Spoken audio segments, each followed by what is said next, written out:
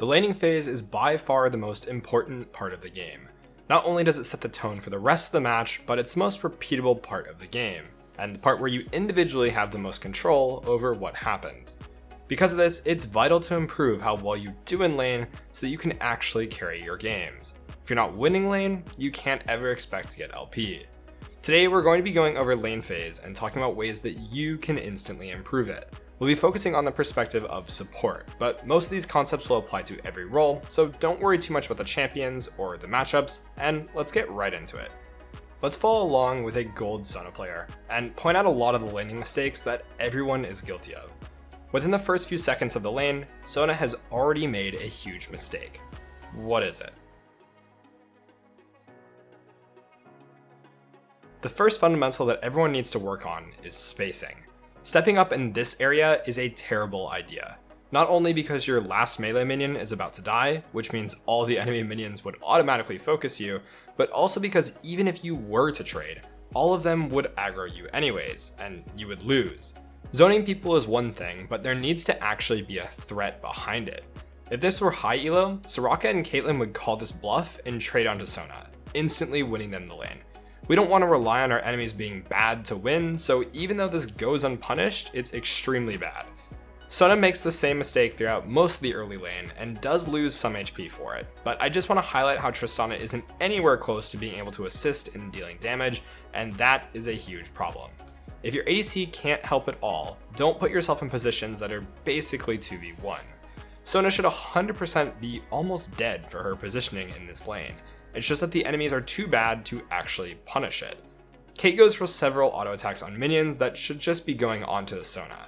If she just backed up and hit Sona here, she can secure last hits later for free because Sona wouldn't be able to contest. But a lot of players only think about the immediate reward and not the long term.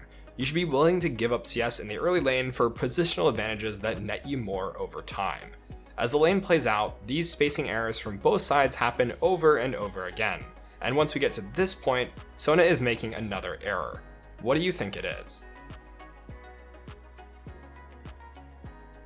The next concept that most players mess up is playing for level advantages correctly. At this point, it may not be clear, but Trist and Sona have already won the level 2 battle. They have killed significantly more minions and can basically hit level 2 whenever they want. One Trist auto will pretty much do it here. Sona should already start engaging the fight by running in a diagonal to their escape point. You want to have the enemies think that they aren't in danger and surprise them with the level up. If you wait to get level 2 then try to go in, enemies are more likely to recognize it and just back up, or they might even catch on when you're 1 minion away or something. If we see how they actually played the level 2, they killed the last minion, and Sona and Trist are actually faced away.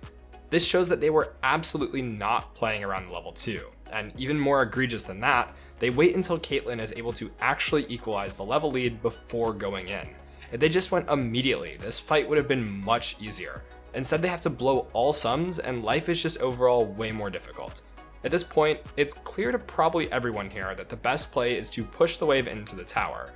But afterwards, what about now? Staying and taking plates seems really tempting, but again, we need to not just think about the immediate reward, and instead think about the long term. If I asked you who's winning the lane right now, what would you say? Probably Trist and Sona, right? But that's actually not true. Technically, Kate and Soraka are winning, but only for now. It's only when Trist and Sona get back to the lane with item advantage and heal up that they're going to be ahead. If they stay, they'll just be down on items, mana, and health. If we say to hit plates, both Sona and Trist will get 80 gold, but we're going to be late to recall. And right now, since we can go base and get an item advantage, we really want to push our lead. 80 gold is nice, but it doesn't help us win. We need to force a situation where the enemies have to deal with that item advantage. Tempo recalls are huge for laners. The idea here is that if we recall right now and come back to lane, we'll be back in time to stop the wave from crashing to our tower. This means that we can zone off from the wave, and if we didn't have a Trist, we could perma freeze and just outright kill them. Regardless, it would make the opponents have to try and come up with a solution, or they're gonna lose out on CS and XP. Basically, Caitlyn and Soraka would only get a free pass to farm one wave, and then they have to deal with us. If we're late to recall, they would get to push the wave to tower, and then on the subsequent wave bounces, they can sit under the tower and wait for farm to come to them, avoiding conflict. Only after the wave crashes to the tower and starts coming back to us can we threaten to zone them off. So at a bare minimum, we're talking about 4 waves or 2 minutes. 2 minutes is a lot of time where everyone else on your team can int, and it's also time that the enemies are using to equalize the lead that you once had. Over time, everyone's going to get gold from minions, passive gold gain, and other sources. So if you don't keep extending your lead, it will gradually fade into obsolescence. That 80 gold we could get from the plate doesn't seem like much if you compare it to a minute and a half of your time, and potentially more amounts of gold in CS denial or kills.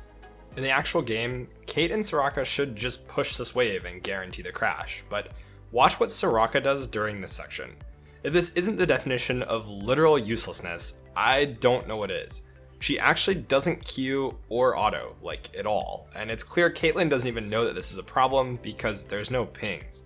So through pure incompetence, even though Tristan Sona based late, we are offered a chance to still win through an all-in here with a significant item advantage. Trist has double longsword dagger, and Doran's to just a Doran's at this point. Using a bomb to thin out the wave and trying to keep it in the spot would be really good, but unfortunately they just let it crash and the enemy lane gets away with absolute murder. Both sides just didn't really know what to do at any point here to get ahead or stay ahead, and offered their opponents plenty of chances to win. If you play against someone like this and you do know what to do, you're going to stomp pretty much every lane. And I can personally guarantee that almost everyone you play against up until Masters Plus is going to give you tons of chances to win. You just need to see them. Let's fast forward a bit to later in the lane to bring up some more points. The lane got evened out item-wise due to a bad all-in, and Caitlyn picked up 2 kills. Now, Sona tries to stop Soraka from taking her pink, but unfortunately, Fiddlesticks Predator's in and ends up chunking her out pretty hard. Obviously, she can heal up a bit, but it's hard to win the lane from this position. We just have to wait for the wave to be pushed to us, and now Sona's about to commit the cardinal sin that most support players make, even up into high diamond. Supports need to help their ADC's last hit. If you aren't doing this, you're making your AD miss literal hundreds of gold throughout the game, which can be detrimental for really obvious reasons. As this wave comes into tower, you should analyze what is last hittable and what isn't.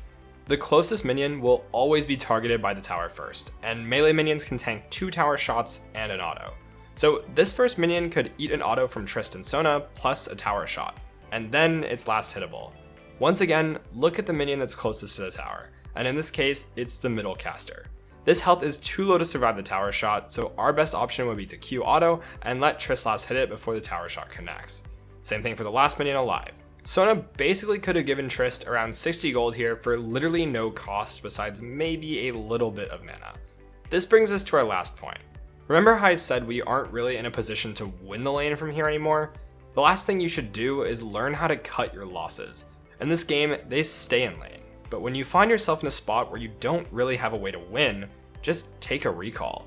You're going to lose CS in the process, but you will at least improve your game to the point where you can start contesting things. If all you can do is try not to die to the enemy, your proactivity level is at a literal 0, and that's just not effective for winning lane. Over 2 minutes passes and all they accomplished was losing plates. So pretty equivalent mistake to the tempo recall I mentioned earlier. And just how I asked who was actually winning then, you can ask the same question throughout. Even if you're behind gold and a little bit of XP, items and health can often offset that disadvantage and put you back in the driver's seat. If they just took the time to base way back around 8 minutes, they could come back and maybe even force the enemies to recall instead, causing them to miss a wave and equalizing the game while at the same time improving their position. Now, what you find here on YouTube is just the tip of the iceberg. If you want to unlock your true potential, then you need to dive into SkillCapped.com. We have the largest catalog of League of Legends guides in the entire world, with over 1,500 guides and 350 unique courses. You get brand new guides every week exclusive to our website, along with our Smurf commentaries where our challenger experts walk you through how to carry out of the exact rank you're stuck in. Still unsure? Well, you can have all your questions answered by those same challenger experts.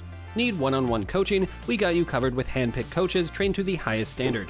Don't have time for that? Use Direct Pro, pick a past game you played, and within 24 hours get a personalized video from a top 100 challenger player breaking down exactly what you can do better. The best part, all of this comes with a rank improvement guarantee. If you don't climb at least 5 divisions while actively using SkillCapped, you can claim a refund, no questions asked. So what are you waiting for? Head to SkillCapped.com and get the rank you've always wanted. Link in the description below. Okay, so that was 5 things that you can work on to instantly improve your laning as a support. Sometimes it's the little things that can make all the difference, and these concepts can seriously save you games. Thanks for watching, and we'll catch you in the next one.